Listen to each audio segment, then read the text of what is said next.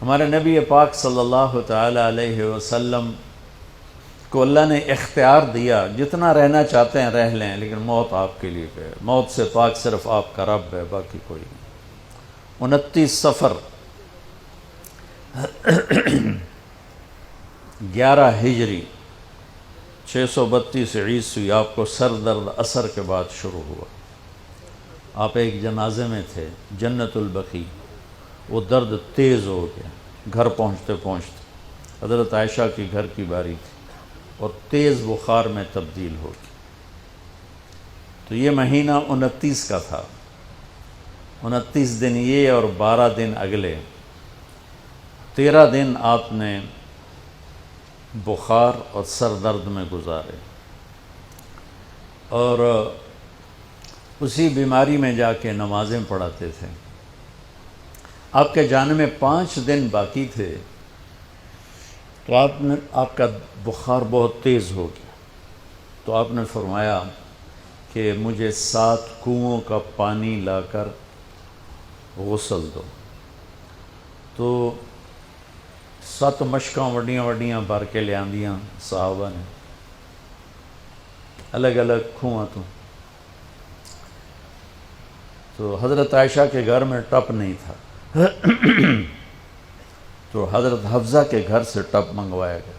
آپ تہمت باندھ کے اس میں بیٹھے اور ایک ایک مشک آپ پر ڈالتے گئے تو اس سے پانی سے بخار کا زور ٹوٹ گیا، تو آپ نے پٹی باندھی سر درد کی وجہ سے، اور حضرت علی اور فضل بن عباس رضی اللہ عنہما علیہم السلام ان کے کندھوں پر ہاتھ رکھے ہوئے آپ مسجد میں تشریف لائے۔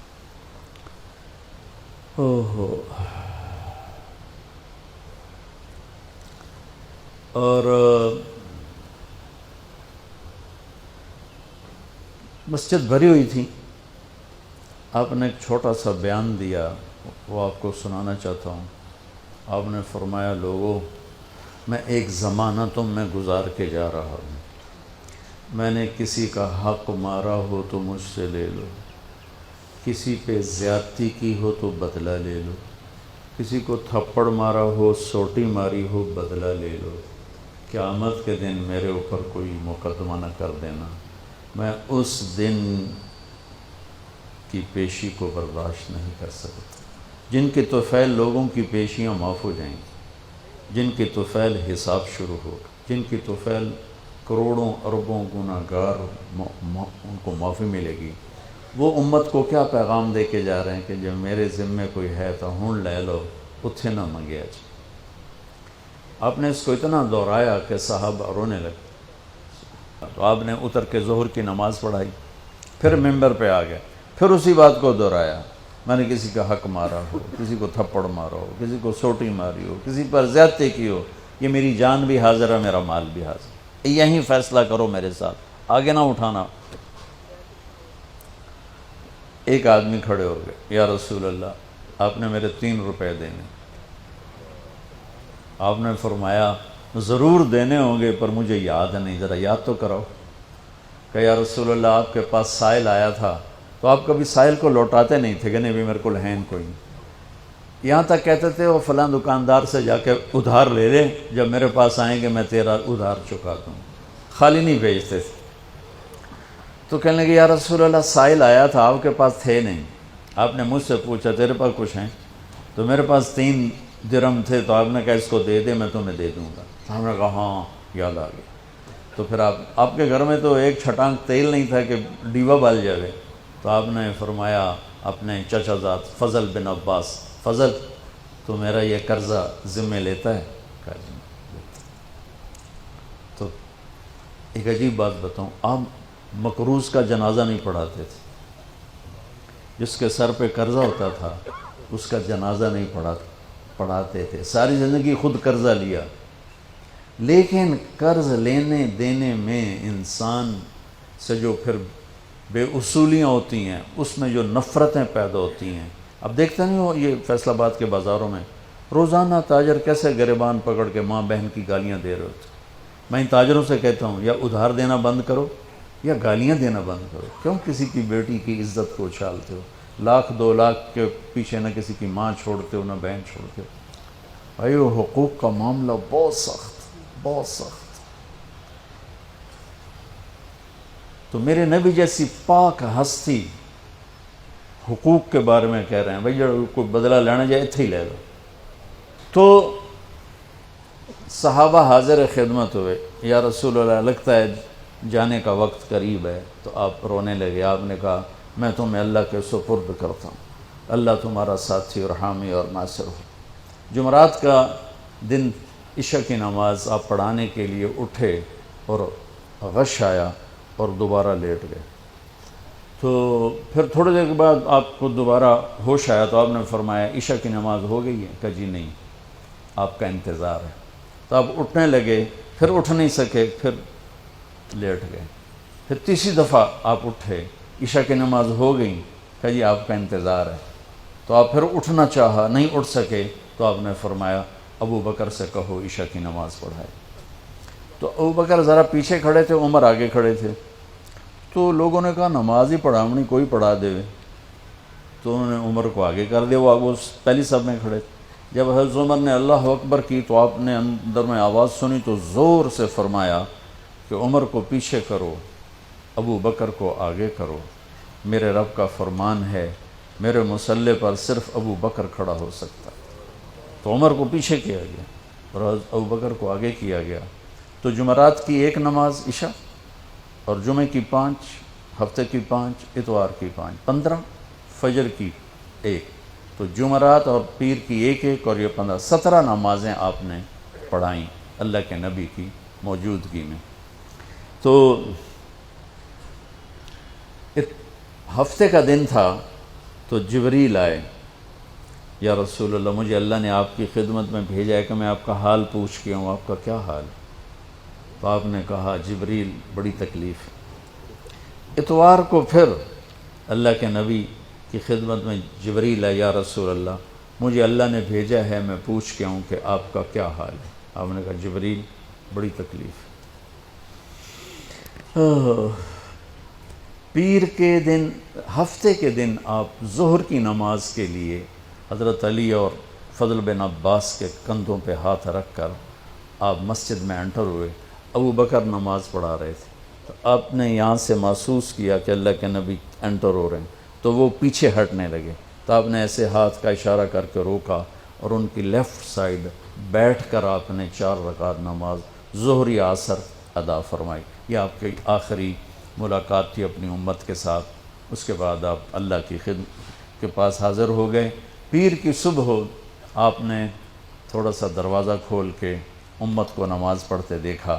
تو جب دروازہ کھولنے کی آواز آئی تو حضرت انس فرماتے ہیں کہ سارے نمازی ایسے بھولے کہ جیسے نماز میں ہم ہیں ہی نہیں، اور سارے اللہ کے نبی کو یوں دیکھنے لگے. ایسے کسی کو یاد ہی نہیں رہے کہ ہم نماز پڑھ رہے ہیں، سب یوں دیکھ رہے ہیں. جب آپ نے دیکھا یہ تو نماز میں ہی میری طرف متوجہ ہو گئے اور نماز میں کمی آ رہی، تو آپ نے پھر پردہ گرا دیا. یہ آپ کا اور امت کا آخری دیدار تھا. تو اشراق کے بعد آپ نے یہ 7 جون سخت گرمی تھی اور 12 ربیع الاول 632 عیسوی اور 11 ہجری. تو آپ نے اپنی ساری بیگمات کو بلایا. حضرت عائشہ فرماتی ہیں میں نصیب والی ہوں کہ مات فی سحری و نحری، اللہ کے آخری نبی میری ٹھوڑی اور سینے کے درمیان اللہ کی بارگاہ میں پیش ہوئے. یہ کیفیت تھی میرے نبی کی. یہ اس طرح آپ نے اپنی بیگم کے سینے پر سر رکھا ہوا تھا اور اس طرح نیم دراز تھے آپ اس طرح. تو آپ نے اپنی ساری بیویوں کو بلایا اور ان سے ملاقات کی. کچھ نہیں بتایا کہ میں جا رہا ہوں. اس کے بعد آپ نے بیٹی فاطمہ کو بلایا اور ان سے فرمایا کہ بیٹی میں جا رہا ہوں. تو وہ رونے لگیں. تو ہم نے کہا رو نہیں، سب سے پہلے تو ہی آئے گی مجھے ملنے. 6 مہینے بعد بیٹی کا بھی انتقال ہو گیا. پھر آپ نے مولا علی کو بلایا، ان کا سر اپنی گود میں رکھا اور ان کی کمر پہ ہاتھ پھیرتے رہے اور دعا دیتے رہے. دعا یہ سب کچھ بڑے سکون کے ساتھ ہو. آخر میں دونوں بچوں کو بلایا، حسن حسین. جن میں آپ کی جان اٹکی ہوتی. آپ فرمایا کرتے تھے میری آنکھوں کی ٹھنڈک، میرے دو پھول، میری دنیا کی بہار، میرے جگر کے ٹکڑے. تو آخر میں دونوں بچے بولائے اور یوں جو لیا نا سینے سے لگا تو ساتھ ہی آنسو شروع ہو. وہ سارا منظر آگے کھل گیا تو بے ساختہ آنسو. ایک دفعہ آپ نے حضرت ام سلمہ سے فرمایا، ام سلمہ آپ کی بیگمات میں سے کہ ایک فرشتہ آ رہا ہے جو آج تک کبھی نہیں آیا، پہلی دفعہ آ رہا ہے مجھ سے ملنے، تم دروازے پہ کھڑی ہو جاؤ، کسی کو اندر نہ آنے دینا. وہ کھڑی ہو گئیں. تھوڑی دیر میں کہیں سے امام حسین آ گئے کھیلتے ہوئے. وہ اندر جانے لگے، انہوں نے روک لیا. روکا تو وہ رونے لگے، روئے تو انہوں نے چھوڑ دیا. تھوڑی دیر کے بعد اندر سے زور زور سے رونے کی آواز آئی اللہ کے نبی کی، تڑپ تڑپ کے رونے کی آواز. اندر گئے تو کیا دیکھا کہ آپ نے حسین کو یوں سینے سے لگایا ہوا تھا زور سے، اور یہ آپ کی کیفیت ہے، ہل ہل کے رو رہے اس طرح. پوری باڈی آپ کی غم کی وجہ سے ایسے کانپ رہی، شیورنگ تھی ایسے. تو حضرت ام سلمہ نے پوچھا یا رسول اللہ میرے ماں باپ قربان، کیوں رو رہے ہیں، کیا ہوا؟ کہا یہ فرشتہ میرے پاس کھڑا ہے، مجھے کہہ رہا ہے آپ کو اس سے بہت پیار ہے. میں کہہ رہا ہوں ہاں. مجھے کہہ رہا ہے آپ کی امت ہی اس کو ذبح کر دے گی، اور مجھے وہ مٹی دکھائی ہے جس میں اس کا خون گرے گا. تو وہ ان دونوں کو گلے سے جو لگایا نا تو بے ساختہ آنسو. پھر ان کو بھی رخصت فرما دی. بس ان کے جانے کے تھوڑی دیر بعد جبریل آ گئے، آ کے کھڑے ہو گئے. آپ نے فرمایا کیا بات؟ کہنے لگے جی باہر ملک الموت کھڑا ہے، اندر آنے کی اجازت چاہتا. آپ نے کہا آ جائے. اس نے اندر آ کر کہا السلام علیکہ یا رسول اللہ. پھر کہنے لگا یا رسول اللہ آپ پہلی ہستی ہیں جنہیں میں سلام کر رہا ہوں، میں نے کبھی کسی کو سلام نہیں کیا. پھر کہنے لگا یا رسول اللہ آپ پہلی ہستی ہیں جن کے بارے میں اللہ نے فرمایا پوچھ کے اندر جاؤں، ایویں نہ وڑ جائیں، اجازت ملے تو جانا ورنہ واپس آ جانا. یا رسول اللہ آپ پہلی ہستی ہیں اللہ نے فرمایا آنا چاہیں تو لے آنا. ہو کیا دربار ہے، کیا مقام ہے. موت بھی اجازت منگتی پہ، اور رہنا چاہیں تو چھوڑ کے آ جانا. عیش معاشیت میرے محبوب، آپ جتنا زندہ رہنا چاہتے ہیں آپ کو اجازت. توڑے واسطے 63 سال کی کوئی قید کوئی نہیں، توڑی اپنی مرضی. تو آپ نے پوچھا اگر میں تمہیں اجازت دے دوں تو میری جان بھی نکالو گی؟ کہ جی رسول یہ تو اللہ کا امر ہے، میری کیڑی اوقات. تو آپ نے جبریل کو دیکھا. اب ذرا میری آنکھوں کو دیکھو. تو آپ نے یوں کیا.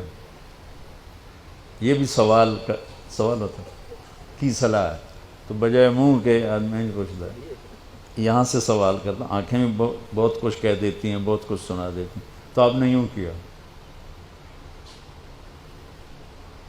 تو وہ سمجھ گئے کہ اللہ کے نبی کہہ رہے ہیں تیری کی صلاح ہے. تو انہوں نے عرض کہ ان ربک الیک لمشتاق.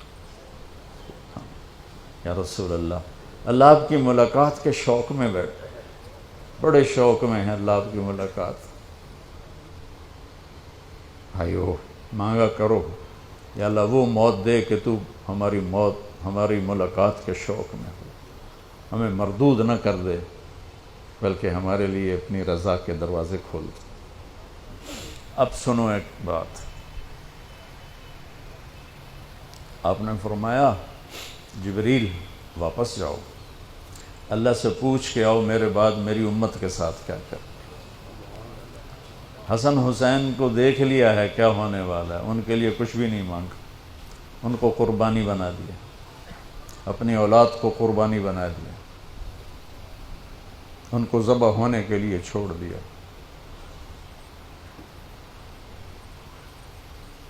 اور تمہارے لیے ہاتھ اٹھا دیا کہ پوچھ کے آ پہلے میرے بعد میری امت کے ساتھ کیا کرے. سن لو میری بات، میرے رب کی قسم، عزت و جلال کبریائی کی قسم، اگر میرے نبی یہ بات نہ اٹھاتے تو آج ہم باندر اور خنزیر اور کتے ہوتے، انسان کوئی نہ ہوتا. ایک مچھی کھادی آئی موسیٰ علیہ السلام دی قوم تے اللہ باندر بنا چھڑے سے کونو قردتن خاسئی قرآن بندر بن جاؤ ذلیل و خوار ہو کر. اور پابندی کیا تھی؟ ہفتے نو مچھی نہ کھاؤ.